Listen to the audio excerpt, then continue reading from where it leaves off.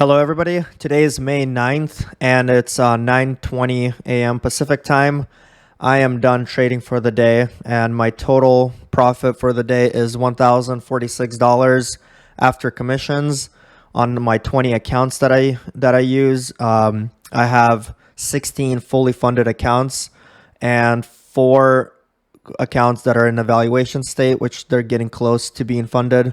So pretty good day. It was definitely a more choppy, slower day, but was still able to make some good trading decisions. I did just come off of a YouTube live video. This is just a summary of that trading, so you could check out that video to see my logic at the time of when it was happening. So I think I missed the first trade live, but then all the other trades were live.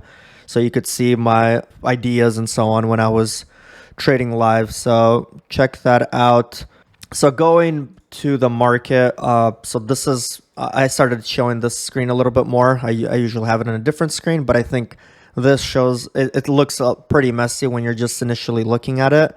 But when you actually trade, when you actually look at it, like explain it, it makes much more sense. That's why I was able to make some decent trading decisions. I think, yeah, like I was at 80% right on all my trades. So because it looks something like this. On the 1 minute, we had a rally here, push down. I took a short here, locked it in, then went long here, locked it in, took a short right here, locked it in, then reshorted here, took a 1 tick stop.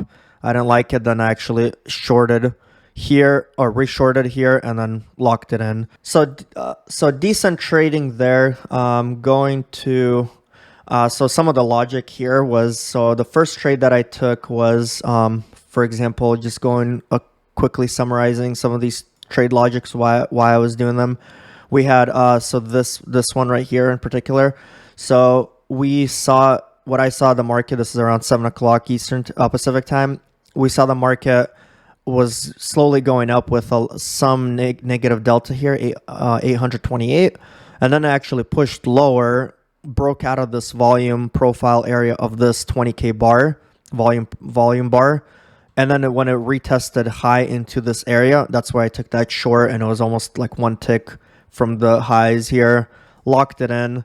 The reason why I took that profit was because as it's dropping, well, there's a couple of reasons. So one reason, it fell into this cluster of orders here, which I thought it'll find some kind of support there. But the main reason was Nasdaq push. That same push was significantly stronger, and I always look at both markets because it helps you see the bigger, I guess, more different. The reason why I look at different markets is because NASDAQ and ES are very correlated. So if you see NASDAQ pushing higher, you won't really see ES sell off or vice versa. So if this is pushing higher, so when it was selling off, I just locked in profit because I didn't expect this to just break through, which it could have, but I was not expecting it. And locked in that profit. It went a little bit lower, and then eventually it started accumulating here on the bottom right here on the 20K bars. Then it broke out, and then eventually when it retested this price right here on this bar, I went long because there's buyers. And when I'm saying buyers, there's 716 more buyers than sellers. Went long here, and then I ended up taking out, it was more of a scalp trade because I didn't expect, I at this point I kind of realized this is going to be most likely a range bound market. So I'm locking in some profits, which was great. Locked it in. Next minute, it started dropping. Then it went up again, and I reshorted at a better shorted at a good price there.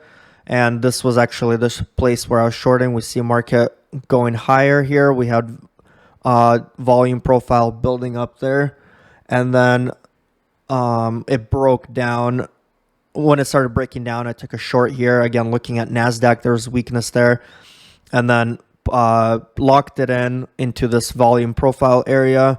It retraced higher, ended up taking a reshort here at a slightly better price. But what I didn't like was there was a lot of delta here on the buy side, and it was actually volume was going up, and it looked like a rejection off of these lows where I took the profit. So I thought, am I going to get stopped? I might get stopped out here at this high here.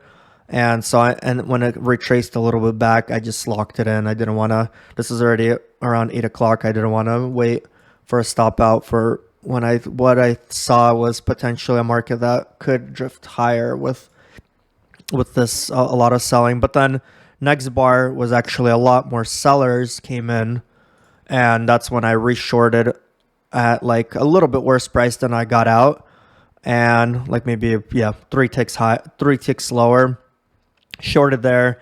And then this was already getting closer to 9 o'clock. I just locked it in because I saw just weakness overall. I think this is the bar right here. There's like about 400 pretty balanced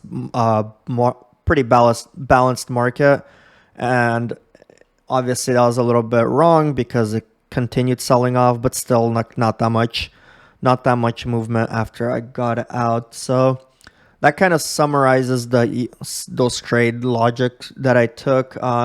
Nasdaq was pretty a lot weaker today. We had ES like almost never broke this low of day yet. It's still obviously trading, but Nasdaq did, and that's where I was also taking those shorts on ES because of how weak Nasdaq was.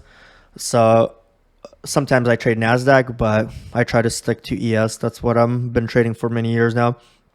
But we see, similar picture here. We saw a little stronger push up, and then eventually we start seeing weakness. It almost fell to this extension of the initial balance, which was we're watching it live. I wanted to see if it's actually going to test it to kind of show how it works, but it never reached it didn't exactly reach there. So that's that. I don't want to talk too much in detail on like other trading ideas that why I was doing certain things. This is just more of a quick summary of the trading that I did today. You could check out the live video for more in depth on how I was trading, and why I was making those trades. So if you like this type of information, if you found this useful, feel free to subscribe, and I'll create much more videos like this. I'm pretty new to YouTube, so I'll be creating a lot more content on kind of my 7.5 years of trading experience. So, and one thing to call out, Apex Trader Funding, that's the funding company that I use.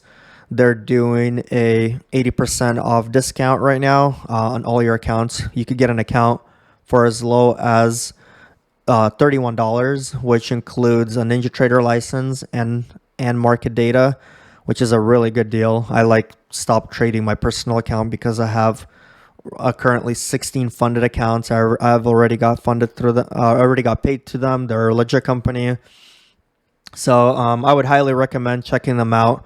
It's it kind of reduces the risk of trading. Like, for example, if I trade one MES, that's equivalent to like 1.6, like with 16 accounts, that's almost 2 contracts, ES contracts. And I sometimes scale up to like 3-4 contracts on micros.